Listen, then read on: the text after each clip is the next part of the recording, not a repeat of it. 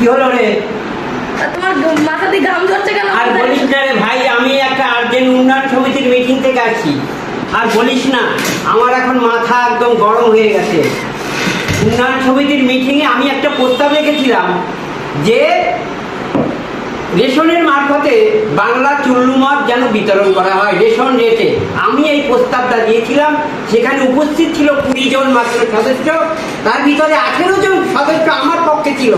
বল, সেই এইটা আমি পাস করতে পারলাম না, আমার মাথা গরম হয়ে গেছে। আমি এখানে এসে মিটিং ক্যান্সেল করে এখানে চলে এসেছি। আমার আর কিছু করার নেই, আমার আর বেশি কথা বলার আমার সময় নেই। হ্যাঁ, তোমার সঙ্গে আমিও আছি। রেশনে একই দামে দেওয়া হোক বাংলা ও চুল্লু মদ। আমি তো সেইটাই প্রস্তাব করেছি দেশের উন্নয়নের জন্য, এই সমাজ, এই যুব সমাজকে উন্নতির জন্য। হ্যাঁ, আমি